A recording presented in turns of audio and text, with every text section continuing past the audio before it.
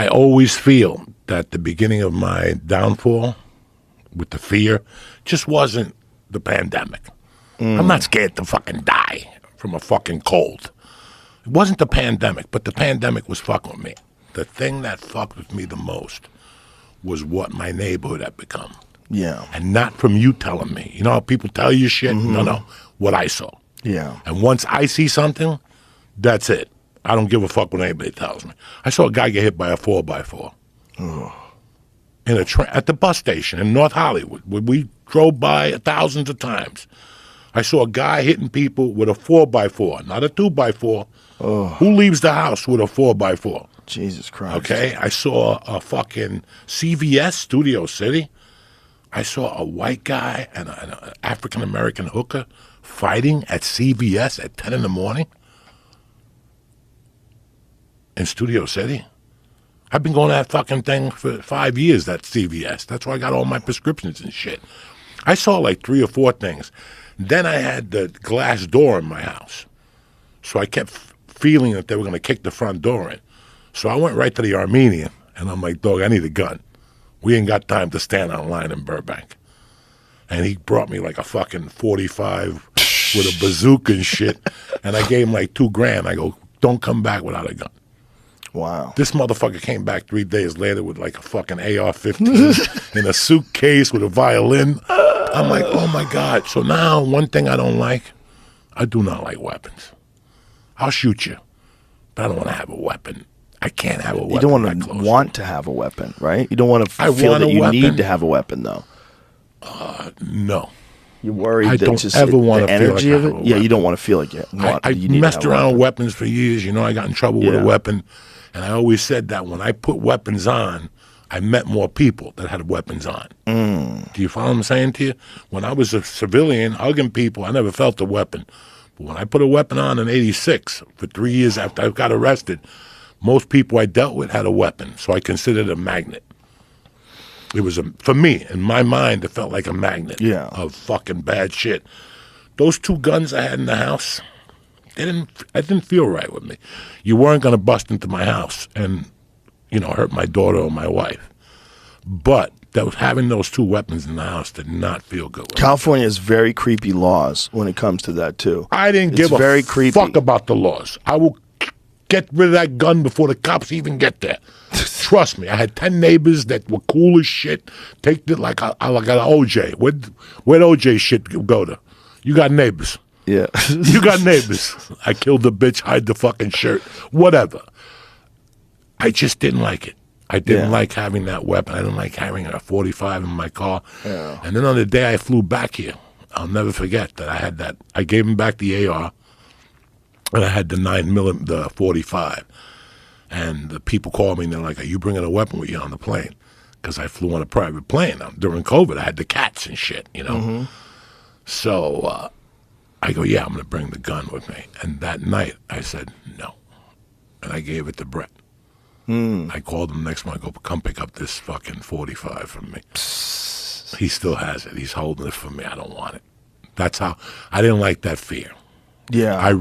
When I saw Latin Kings spray paint on my daughter's school, Colfax Elementary, same school Bert sent his kids, that wasn't good.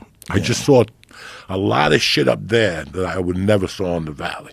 You see it in Hollywood, shit like that. So that's good that you brought that up because I forgot how scary it was. It was scary for a few weeks. It got very strange because it got different. It felt like everybody was more on edge.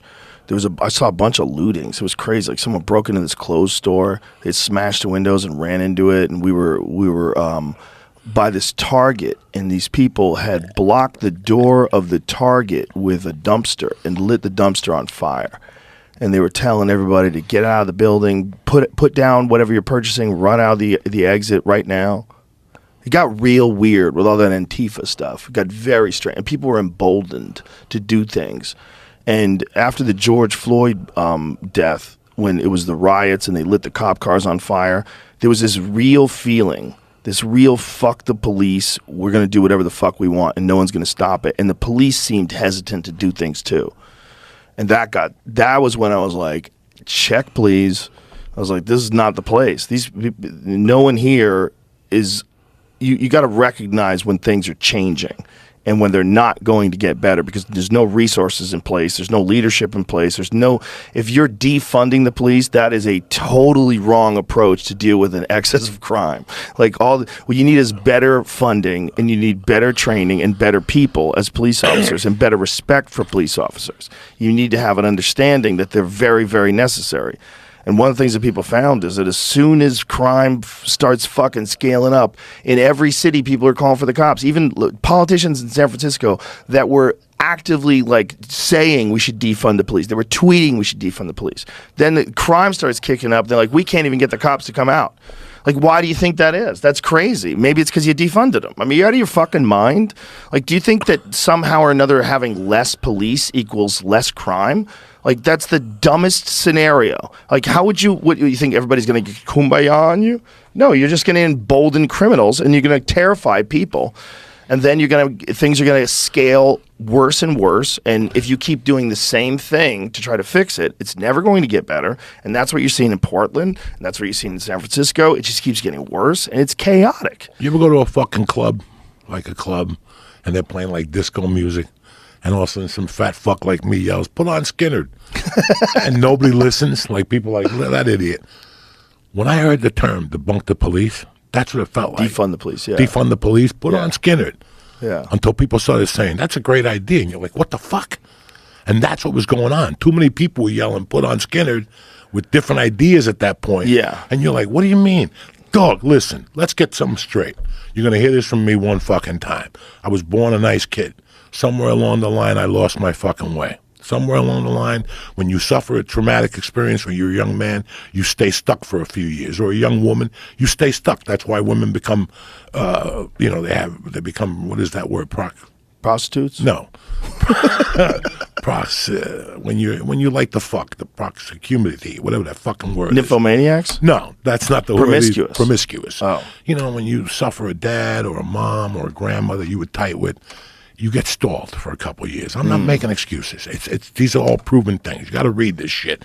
You just don't grow until the reality comes to you of what happened. You're still in shock when your mom dies or your father dies. And somewhere along the line, I went off the rails.